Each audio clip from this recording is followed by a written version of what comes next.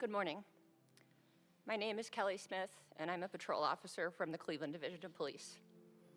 Over the last few days, I've had the absolute privilege of getting to know the Ritter family, and like all of my brothers and sisters here from Cleveland, are blown away by their empathy, their kindness, and warmth. I'm honored to be here today to celebrate Jameson's life and share some memories from his time with the Cleveland Division of Police, where he proudly served our community.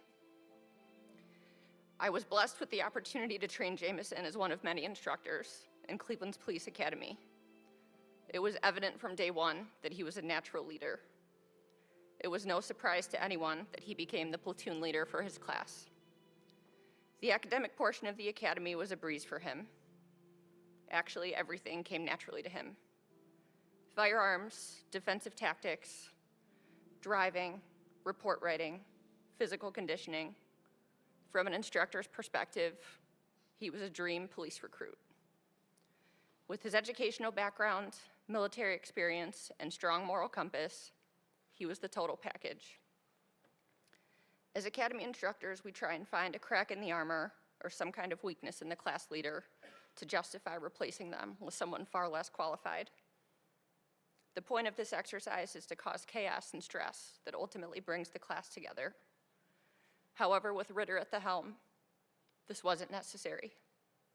He was too good, too smart, too level-headed, and too experienced to fall for this. More importantly, he already had the respect of his classmates. The work was done. Well played, Ritter. The training section collectively thought, we've got a good one here. Ritter ensured that his classmates were taken care of. When they were struggling academically, he invited them over his house for study sessions. Sometimes this led to impromptu visits to neighborhood establishments that just happened to be broadcasting Buffalo Bills games, but that's besides the point. Instead of coasting through the academy selfishly, Ritter made sure that his classmates had the tools they needed to succeed. When they were down, he checked on them. When they were going through something in their personal life, he helped them through it and uplifted their spirits with a joke.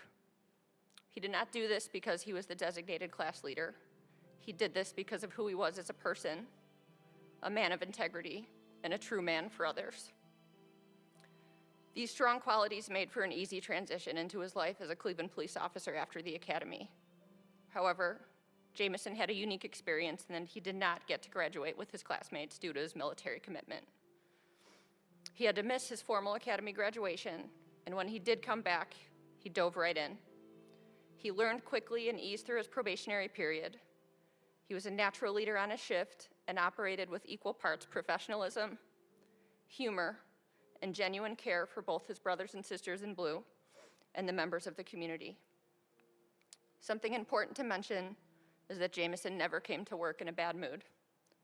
Despite all of the adversity and challenges that officers face, he came in with that beaming smile every single day. His presence alone changed the entire dynamic of the roll call room. Jameson possessed one of the most important qualities that somebody can have: humility.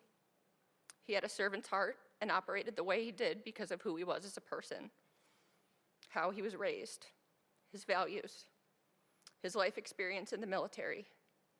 He was a great officer because he was a great person. He didn't do this job because he wanted recognition. It was his calling, and going above and beyond was his normal. I was recently reassigned to night shift in the 3rd District, where Ritter and his amazing partner, Vajusi, volunteered to work overtime assignments on the crime car just about every day. During roll calls, Ritter prevented information about stolen motor vehicles in the area involved in violent crimes.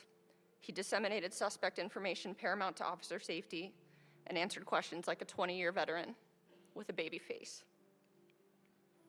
We were in awe of his candor and autonomy. We were proud and impressed with the questions he asked. And my immediate thought after seeing this with my own eyes was, I can't wait until he's my boss. Looking back and thinking about it now, he already was. He was forward-thinking, brave, resourceful, and undeniably witty. The narratives included in his Officer of the Month write-up from May of this year are only a fraction of countless times that Jameson made an impact in Cleveland. These events range from arresting violent felons that were terrorizing our community, saving lives with critical injury first aid, buying birthday cakes for kids in the neighborhoods, and rescuing many stray cats and dogs roaming the streets of Cleveland. I'm confident that St. Francis is thrilled to have a new member of his squad up in heaven. Jameson did the opposite of what most policemen do when they win an award. He didn't talk about it. He didn't care about the recognition or want any extra attention for his actions because in his eyes, he was simply doing his job.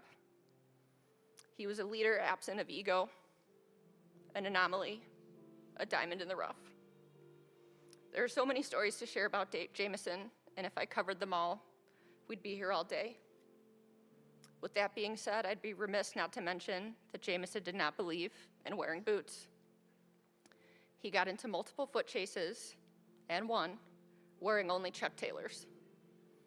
He was affectionately known as the fastest white boy around. On a more serious note, I've recently heard losing Ritter described as creating an unfillable void, and that feels wildly accurate to all of us hurting right now. My challenge to everyone here today is to work through this pain together. Nothing good is ever gained without pain and suffering. The void we are currently feeling will not be filled by chasing the bottom of a bottle on a bar stool or with anger and negativity. That's what the gym is for. Let's help each other get through this and make it a point to fill that void honoring Jameson by becoming better, by creating better habits, taking better care of ourselves and each other, and imposing better self-care. Whatever better is, let's be that. We are all better officers for having known Jameson, because to know him was to love him. I believe that we can all take a page out of his book and operate with more humility, more positivity, and remember why we became public servants.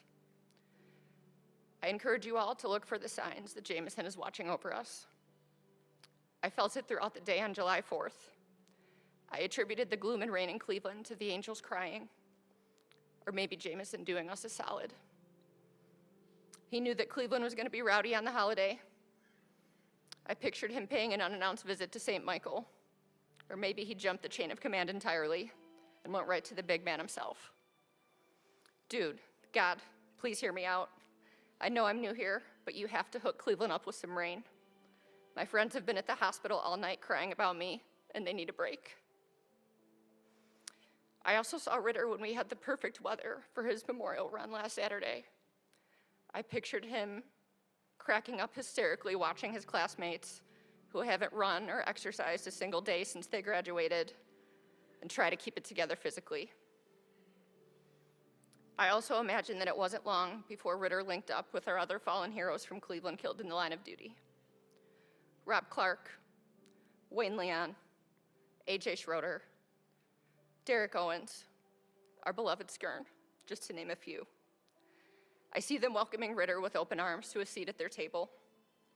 Listen, rookie, this is how it's done. Together, they ensured that it was 90 degrees and sunny when we were all standing in our Class A heat traps during the service in Cleveland. Again, well played, Ritter.